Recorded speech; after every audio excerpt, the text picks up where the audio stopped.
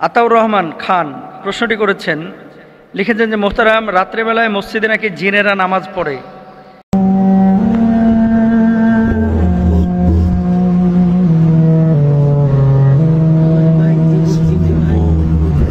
মানে মুসলমানদের এই মসজিদে জিনরা রাত্রিবেলায় ঢুকে নামাজ আদায় করবে, এটা জিনদের দ্বারা সম্ভব কিনা এবং এটা আসলে বিশ্বাসযোগ্য কোনো বিষয় কিনা এ বিষয়ে আপনার কাছে জানতে চাচ্ছি। ভেরি ভেরি ইম্পর্টেন্ট একটি বিষয়। রাত্রিবেলায় মসজিদে জিনেরা নামাজ আদায় করে কিনা এ বিষয়টা নিয়ে এর আগেও 2-3 বছর আগে আমার কাছে প্রশ্ন এসেছিল এই মসজিদে, সে প্রশ্নটা নিয়ে কথা বলেছিলাম। আপনারা সোশ্যাল মাধ্যমে অনেক সময় অনেক ধরনের ভিডিও পান, কিছু ভিডিও, যেমন আমার গাড়ির ব্যাপারে আমি একটা ভিডিও দেখেছিলাম, সিসি ক্যামেরায় ধরা পড়েছিল, সেটা আপনারা দেখেছেন। এই ধরনের আলোচনাগুলো করলে অনেকে আবার কি মনে করে যে আসলে এটা সত্য কিনা, অনেক ধরনের অনেক কথাবার্তা বলে থাকে। এরকম একটা ভিডিও আমার নজরে পড়েছে ওনার প্রশ্নটা পাওয়ার পরে। দেখেন, এটা বাস্তব, এটা হতে পারে। ভিডিওটা আপনাদের সামনে আমি পেশ করছি, দেখেন। একেবারে মসজিদের ছাদ পর্যন্ত গিয়ে মাথা ঠেকছে, দুইজন নামাজ পড়তেছে, আপনারাও দেখেন, মসজিদের ছাদ পর্যন্ত গিয়ে মাথা ঠেকতেছে এবং সিসি ক্যামেরায় ধরা পড়া এই ভিডিওটি। এগুলো আসলে যতক্ষণ পর্যন্ত আপনি নিজ চোখে না দেখবেন ততক্ষণ পর্যন্ত অনেকে বিশ্বাস করে না। রাসূল আকরাম সাল্লাল্লাহু আলাইহি ওয়াসাল্লামের সাথে জিনদের মানে সমন্বিত সাক্ষাৎ ঘটেছে 6 বার, মদিনায় 3 বার, মক্কায় 2 বার, আর মক্কা মদিনার বাইরে 1 বার।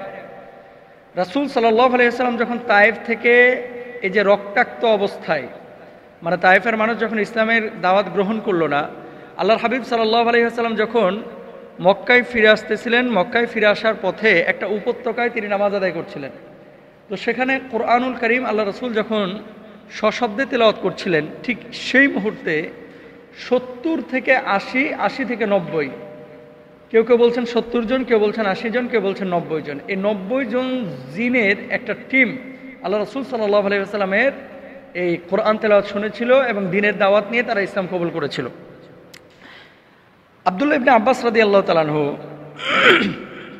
তিনি একটি বিষয় বলছেন যে রাসূল আকরাম সাল্লাল্লাহু আলাইহি ওয়াসাল্লাম, আল্লাহর হাবিব সাল্লাল্লাহু আলাইহি ওয়াসাল্লাম একবার সাহাবীদেরকে বলেছিলেন, জিন সম্পর্কে যদি তোমাদের কোনো আগ্রহ থাকে বা তোমরা কিছু জানতে চাও তাহলে আমার সাথে চলো।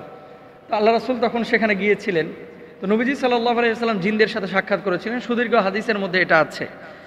এবং আল্লাহ রাসূল সাল্লাল্লাহু আলাইহি ওয়াসাল্লামকে খুঁজে পাওয়া যাচ্ছিল না। পরবর্তীতে নবীজি নিজেই বলেছিলেন যে আমি জিনদের কাছে গিয়েছিলাম এবং সেখানে তাদের সাথে আমার সাক্ষাৎ হয়েছে।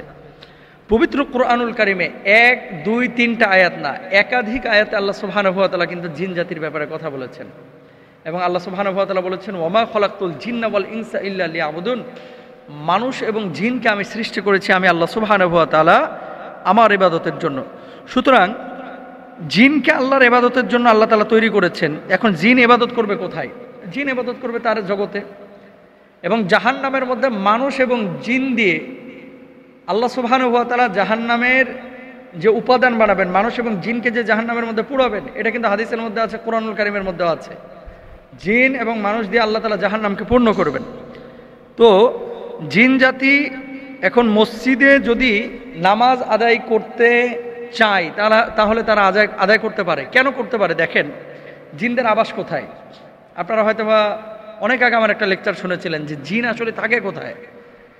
জিন যে সমস্ত জায়গা, তাদের আদর্শ জায়গা হচ্ছে ডোবা পানি, যেটা একেবারে সমুদ্রের মতো, সাগরের মতো পানি না, অথই পানি না, ধরেন 2 হাত 3 হাত এরকম আয়তনের একটা পানি, যেগুলোকে আমরা ডোবা বলে থাকি, নর্দমা বলে থাকি। এবং এর ভিতরে দেখবেন বড় বড় ঘাস থাকে, ধানের এই গাছের মতো ঘাস থাকে।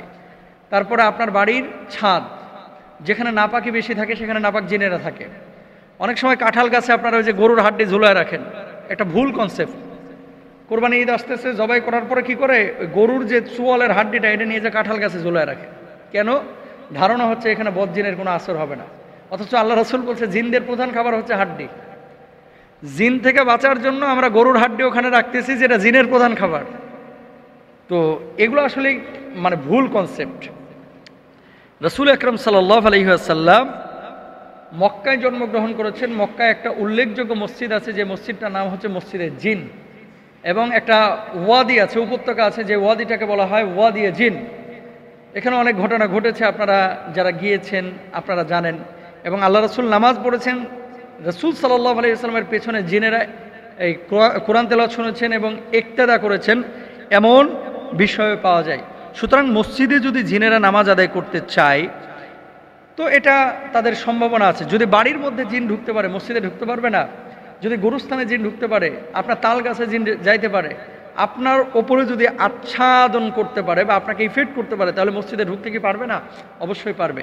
তো এই বিষয়টা নিয়ে আসলে এত আলোচনার কিছু নাই। তবে মুসল্লিদের, যেমন মাদ্রাসায় জিনেরা আগে পড়েছে, এরকম ঘটনা আমরা পেয়েছি।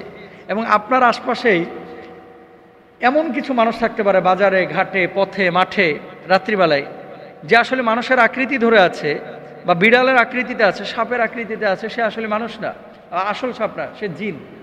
এরকম হতে পারে, আল্লাহ তাআলা তাদেরকে সেই সক্ষমতা দিয়েছে। তো জিনকে অস্বীকার করা এটা সুযোগ নাই। আর রাত্রেবেলায় মসজিদে নামাজ আদায় করলে মসজিদের ক্ষতি হবে বা মানুষের কোনো ক্ষতি হবে, এই বিষয়টাকে বিশ্বাস করা যাবে না। ভুল কনসেপ্ট আমাদের ভিতরে আনা যাবে না, রাখা যাবে না। আল্লাহ বোঝার তৌফিক দান করুন।